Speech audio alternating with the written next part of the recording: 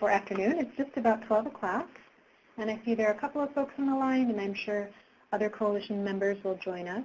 This is Elizabeth Hardig with APA and Plan4Health, and welcome to our physical activity peer call for October.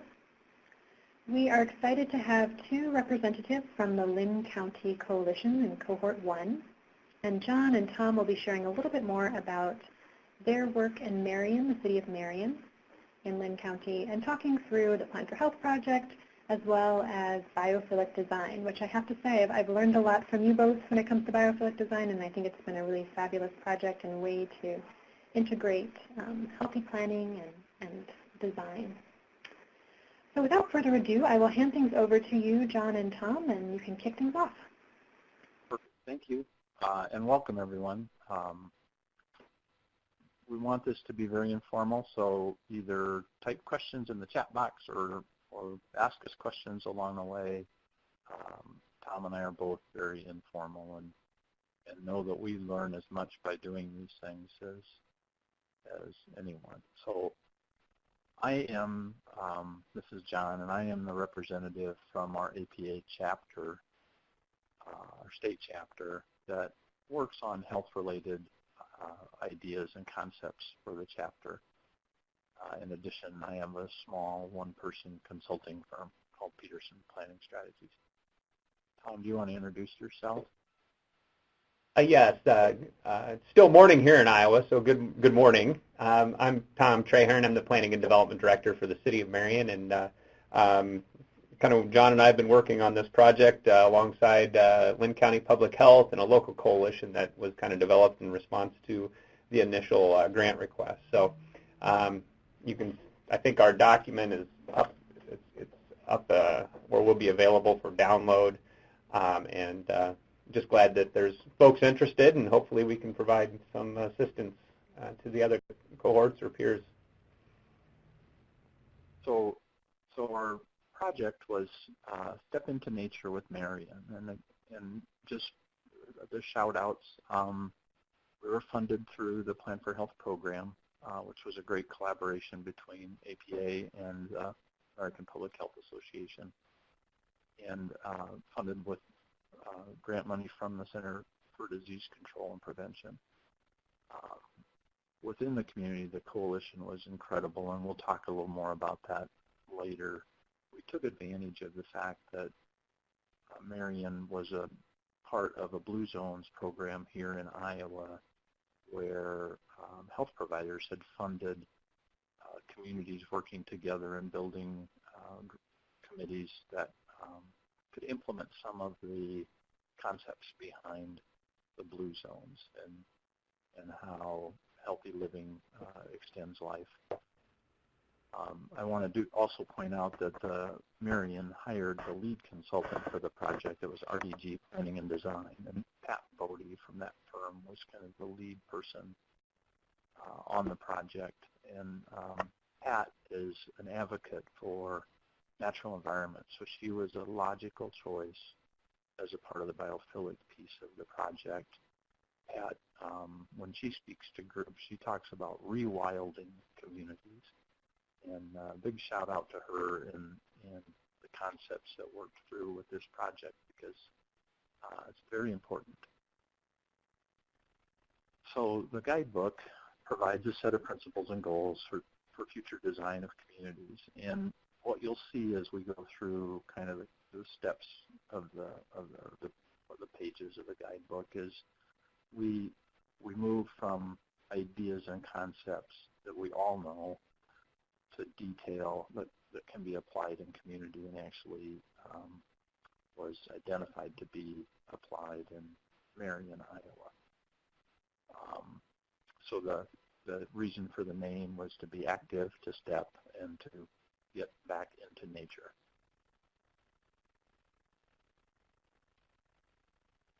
We took a four-pronged approach. We started out thinking that we were going to be able to organize the document in a way that addressed each area. But as we started working and started listening in some of our first public input sessions, we quickly found that it really all meshes together and that there's no way to separate the individual things. That the challenge really was to bring together active living, active transportation, and biophilic design, and surround that with community so that it's sustainable.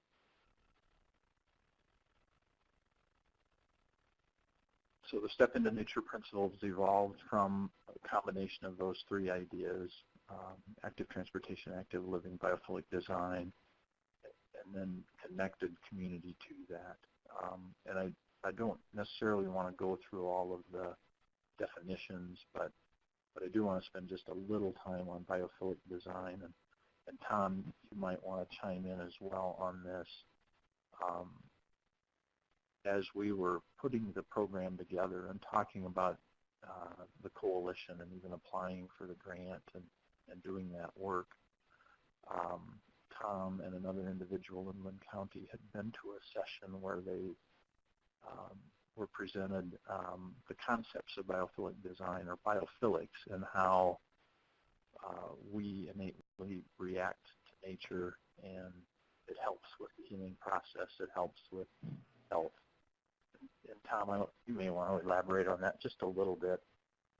Yeah, I think what was locally, we have a group called Trees Forever, and they were bringing in speakers, and really a lot of the speakers that were brought in were from the public health side of things, and really making a strong indication that, you know, nature and communities can be a huge benefit for the health of the community, and they've got measurements and tools they use to do that.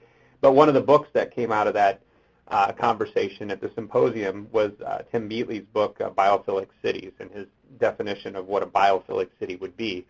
And for those that never have heard of biophilia, it's not a bad word. You get used to saying it after a while. Architects and landscape architects have been probably a little bit more engaged in using the term biophilic design for some time. You see these in a lot of buildings where there's green roofs or green gardens or trees or even green walls associated with the structure. But biophilia is just the innate desire for humans to be in nature, and it's a natural thing for humans to want to do that, to be in and around green areas, and it does have health benefits to it. And E.O. Wilson wrote a book in the 70s on it. Tim Beatley has kind of taken that and run with it. And his most recent book called Biophilic Cities is a really good kind of a Bible on creating a biophilic city. So if you get a chance, it's a great book to read, and kind of goes into a little bit more detail on what biophilia is. So anyway, that was kind of one of the key things that we were trying to bring forward through the plan is how good nature is to bring back to the community. And because it was one of the more misunderstood terms or unrecognizable terms among the goals of the project, one of the ways that we introduced it to the community was by having a film that Beatley had put together related to primarily building design with biophilics, which is where it's really taken on first. But it was a great evening in a local theater, being able to share with people the concept so that they had an understanding. And then as we moved through the project, it was really about how we make those interactions intentional. And you'll see, hopefully, if you look through the document, you'll see where that plays in. So Tom, you're always the expert on why, when we talk to the public health groups. Do you want to share a little bit about why Marion wanted to do this project? Well, you can see some of the statistics in the PowerPoint here. I'm not going to read them all to you, but you know, the Iowa as a whole was the 16th obese state in the union, so that was kind of a big deal to the governor. The governor put out a call for an award for the healthiest city in the state. So it was a governor initiative to become a more healthy state. Their goal was to be the healthiest state in the U.S. over a period of time. So we figured, from the city of Marion's perspective and being involved in the blue zones, that maybe we should be the healthiest city in the healthiest state, which would make us the healthiest city U.S., which would be great. And the Blue Zones kind of help support us and put us in the right direction. So that was one of the impetus for why we wanted to move forward. And in speaking with Linn County Public Health and looking at some of the local issues that we have, and some of the, we're primarily a suburban community, but we don't have a lot of commercials, so a lot of food deserts. So people can't walk to corner markets, and you wouldn't believe it, but in some areas there's a lot of free and reduced lunches. So that trying to address some of those concerns is where we came from a community to kind of move forward and do more into the active living design stuff. So a lot of it was brought forward to us and made the community aware of it through the Blue Zones project. So I guess just to follow up a little bit on that, one of the things that we see Step Into Nature doing is being the next step from Blue Zones into community advocacy at the city level. Blue Zones is a kind of an independent group formed in the community, and once that's complete, they kind of step away and move on to another community. We kind of feel that this is kind of going to be the next step into addressing the same issues, just in a different format and housed locally. So.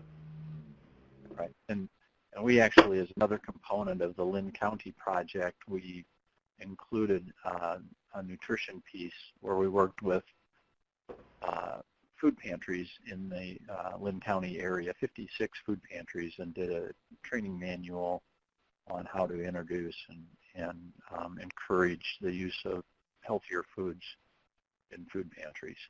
So that was another piece of our project, but we won't be talking about that today. So the guidebook, as we begin to have, again, the local meetings, we included 2 high schools. So I had students from 2 high schools that were involved as focus groups. And we used our coalition as a focus group. And there was a Marion steering committee that was put together as a focus group, and a variety of others that we gained input from. And so as we came to kind of the beginning of this and kind of setting the parameters for what we wanted to include in the guidebook, we started with 6 big ideas. And so those ideas included a number of areas that we'll talk about. And then within each of those areas, the guidebook is developed again so that it kind of drills down to more detail. So we have kind of an overview explaining each of the big ideas, then what it looks like, the vision the community has for it, how to plan for it, and then how to implement it. And then in each of the implementation sections, we went one step further and localized it to Marion. Again, the concept in our project was that we would use this guidebook across the state and in the hopes that we could help other communities work through these same processes, implement some of these same things. So the first few sections of each chapter or each big idea are less specific about Marion. They're more specific to community. And then finally we add the piece that helps Marion implement these ideas in their community. So the 6 big ideas were a green network, concept of connecting greenways and parks and corridors together with nature. Active neighborhoods, which I think is something that we all understand and encourage. Just a step, the concept of having nature intentionally available to you, that it's just a step away from wherever you are. Active transportation, which in my mind goes a little beyond complete streets and talks more about how we use our roadway corridors for a variety of other things, and introduce, again, people and bicycles and automobiles and truck traffic and business and activities and events all within those corridors. Developing a culture around healthy living and nature. And finally, stepping together, which is really bringing community together and continuing the coalitions to implement and enhance and sustain these ideas and concepts of living a more healthy lifestyle. So what I did in the PowerPoint here, and we'll go quickly through this so that we leave time for questions. I just took each of the big ideas, and then in the slides I used one of those sections. So for the green network, what it looks like. Should include large wild spaces, trails that promote active lifestyles, and those kind of go hand in hand or can go hand in hand. Robust park system, not only from a land and natural setting viewpoint, but also from an active programming standpoint.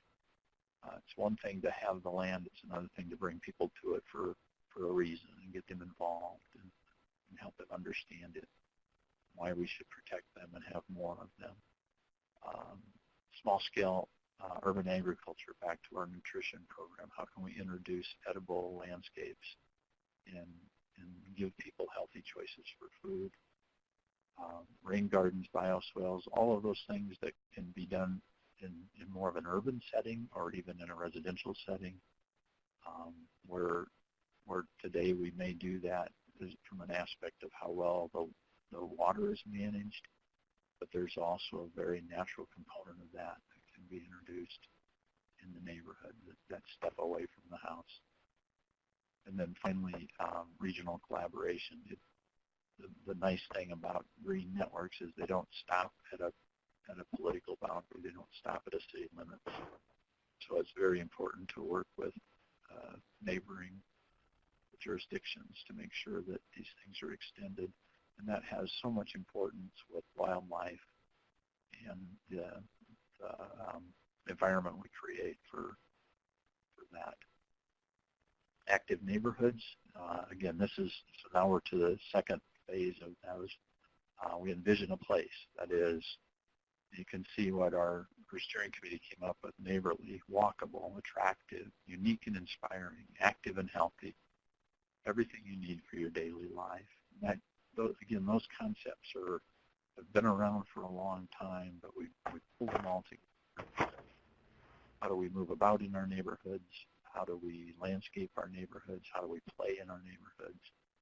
How can we live healthy? Just a step away, a few ways we'll know we're moving forward. This was really an interesting section in each of the big idea chapters, because this truly was looking at those focus groups in the community and saying, what will it look like? How will you know when we've achieved having nature just a step away? And so you can, I don't need to read these lists, you can kind of see through the list.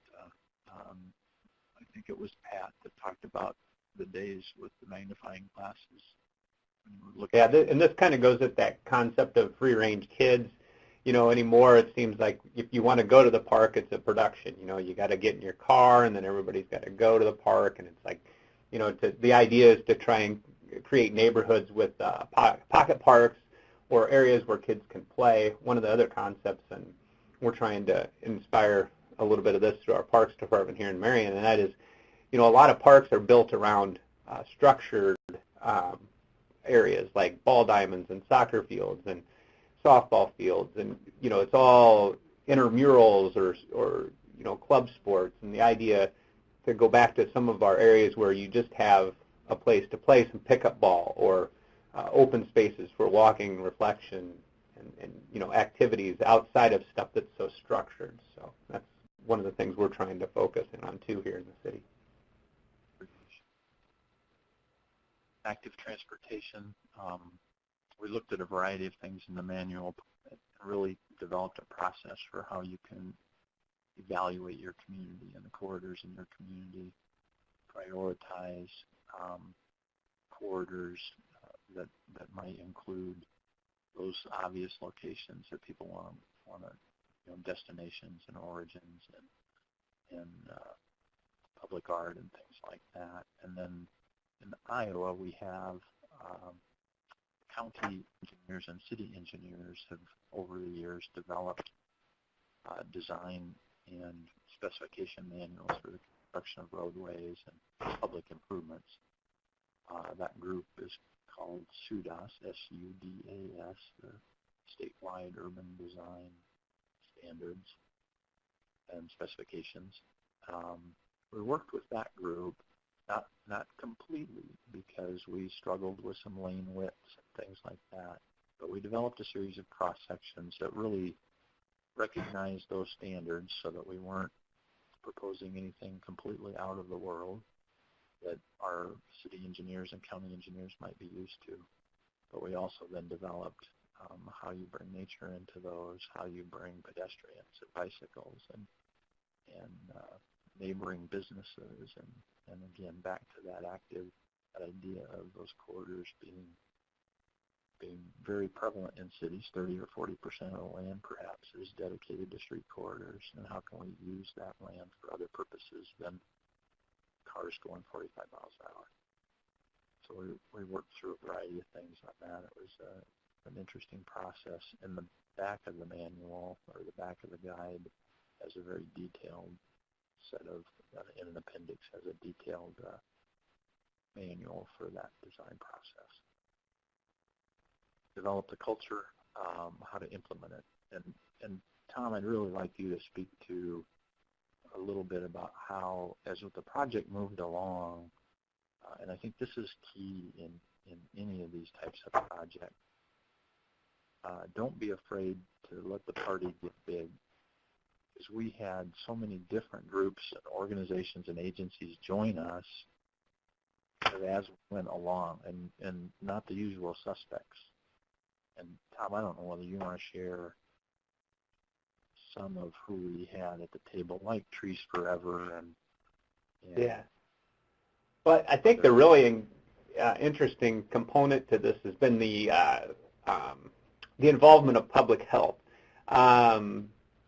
You know, the planning kind of started out of a public health movement, and here we are, 80 to 100 years later, going back and kind of reconnecting with that partnership, and taking a look at our communities and seeing how we can work together with public health to really make our communities, something better than some of them have become. We all have areas in our communities that you're like, I don't know if that worked out so well. So that's been a really good connection with us. We've been engaged with them now in their county plan.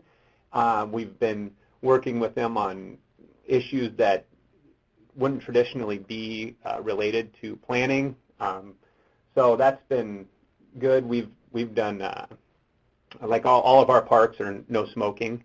You can't smoke in a public park in Marion. So that was a big initiative that we would have never came up on our own had it not been for that partnership with, Lynn County Public Health. So that's the natural environment groups, even the master gardeners. We created an urban ordinance recently. We have beekeepers engaged. We have master gardeners engaged. We've even got some pollinator groups that have come forward, urban chicken folks that are really excited about having chickens, and we allow that here in Marion. It's really those aren't traditional groups when you're talking about land use and transportation that you're usually bringing to the table, but they bring a whole new perspective, and honestly, they bring a lot of support for things that planners sometimes don't get a lot of support for. So that's been really great for us. So thinking a little outside the box as it relates to land use and just local user groups is a good idea. I think one of the maybe seems obvious but isn't in all communities, the excitement around the school district. The Marion School District began to do a lot of work related to connecting schools and creating kind of a campus feel between their schools, and talking about complete streets and walkability. And I know they were holding kind of separate sessions parallel to the sessions on this plan to advance things even more quickly. I thought that was very impressive. The school superintendent That's still continuing. Really engaged.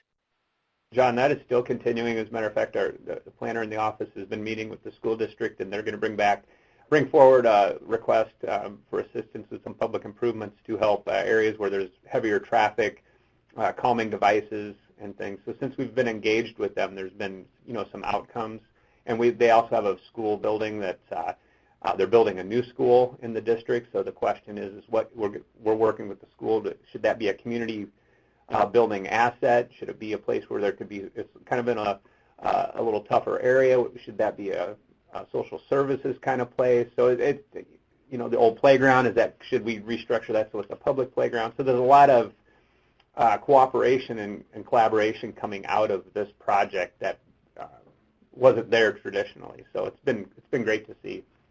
But it's again, what's amazing is now, in terms of creating that culture, you've ignited it, which is really incredible, and you're igniting it by stepping together. Again, these coalitions continue to grow and form around some of the smaller issues or smaller ideas that have been brought up in the plan. So it's really been interesting. Being collaborative, being open to being collaborative. Just recently finished a book on listening and how oftentimes we have a preconceived notion what somebody's going to say, so we don't really listen to what they're saying. And the concept from that author was, don't. Just listen to what they're saying and react to what they're saying. And then boundary crossing, again, so many more people and so many other governments could engage in this to make it more robust in the area. And I think that's really critical to the success of the project. Again, we talked already a little bit about the appendix in the back related to active transportation corridors, and might be a good time. This is a bad slide. It's a little blurry, but it's kind of a list of all of the different people that were involved in putting the project together and making it successful for Marion. But Tom, you may want to take just a minute to talk about those applications in Marion, those 3 different projects that we kind of worked on within the concept of the guide book to apply elements of the guidebook so we could see how they worked. Yeah, I think one of the best ones is an example. I wish I had a photo. I was telling Elizabeth and John this yesterday that we created a kind of a rural to urban cross section. Marion's growing out into the county where there's a rural cross section, and we've kind of incorporated the active transportation, the biophilic design into that cross section. So it was traditionally didn't have a shoulder. It was an open ditch kind of scenario. The new area that's developing around that is we're putting requiring the developers to put 5-foot shoulders on the roadways. We're going to plant the ditches with natural prairie and wildflower species, and then we put a trail on one side. So you're taking what was traditionally 100% transportation corridor, and now you've opened it up to not only pedestrian activity, but also wildflower, and you're beautifying the transportation corridor. So that's probably one of my favorites that's come out within the document. You'll also see we're redoing our central corridor through the community, and we've kind of provided some cross sections of the street and how we should incorporate the pedestrian ways, stormwater management in a more innovative way than just storm sewers. So you got bioswales within the corridor, and then really trying to highlight landscaping along the streets and pedestrian access and amenities. So you'll see that in the document. And then also we took a neighborhood where we're growing quite heavily and tried to incorporate and provide a good solid example of how that area should develop, incorporating the greenways and all the concepts that we've talked about, trails, neighborhood parks, civic areas for gathering, encouraging stormwater detention and retention to be used as an amenity and not just a frog pond that's put to the back of the property. So I think within the document you'll see those kind of sporadically, and they're good examples of for the public, for the council, and just to highlight how we foresee this plan being implemented moving forward. If I just take a couple seconds, the document itself, we created it in the spring. It was done beginning of the summer. what we're planning to do over the next few months is actually making an amendment to our comprehensive plan, which makes it a part of the city's overall goal. We're going to be going through goal setting with the city, and one of our goals is to become the healthiest city in the state. This plays right into that, so I can see a lot of the goals from this document being created and put into ordinance over the next few years. So we'll be presenting this to planning commissions, to the park board, to the city council for approval. So it's pretty exciting to see a document like this kind of rise to the top and be included in a comprehensive plan. So. And Elizabeth said we couldn't go through each of the 130 pages of the document. So I think we'll wrap this up now, and time for questions. If people have questions or we've got some information, our Plan4Health project created a web page on the Iowa Public Health Association's homepage. So there's a link to that. There's also a link to the Lynn County page in the Plan4Health website. And for Tom and I, if you have additional questions or want more information, please contact either one of us.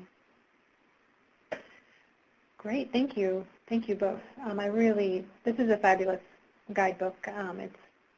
If you haven't downloaded it, it's right there in that file box. You can click the download file, or we have a copy on the Plan4Health website, and it sounds like there's also a copy on the Iowa Public Health Association site as well. And I really like how you all put it together. I like the big ideas section, and I think it's a much more creative way to benchmark ourselves by just giving folks some specific examples and sparking some creative thinking. I think that's a really great way to approach that. And I remember way back when you described this guidebook as not being kind of a traditional toolkit, but something closer to a coffee table book, and I think that's right. It's very accessible and fun to look at and think about.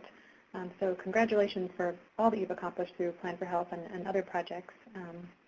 And we are a little bit past our time, but if folks do have a question, you feel free to unmute your lines or chat in the chat box. We'd love to hear from you.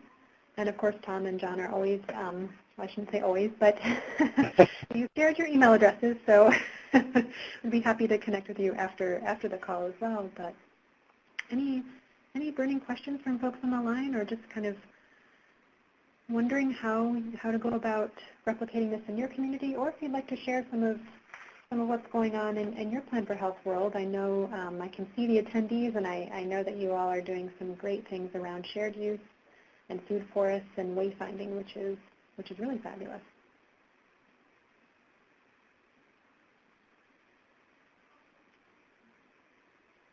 Dead silence. Elizabeth, I would just say, and this is John again, I would just say that a huge thank you to APA for putting the whole program together and continuing it here into cohort 2 and continuing it into the Planners for Health and giving communities and states and chapters the opportunity to really create something for their states or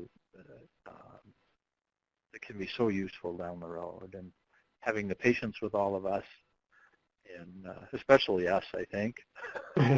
Took a lot of Elizabeth's patience. Yeah. Well, you all, both John and Tom and all of you on the line, we know that you've leveraged, these are pretty modest grants, but you've really done a lot with them. So thank you for that, definitely. Well, we have recorded this conversation, so I will post it on the Plan4Health website, and of course feel free to download the file or to follow up with any questions at any time. And we'll go ahead and wrap up the call for now, but thanks again for joining us, and thank you so much, John and Tom, for being on the line. Sure, thank you. Thank you.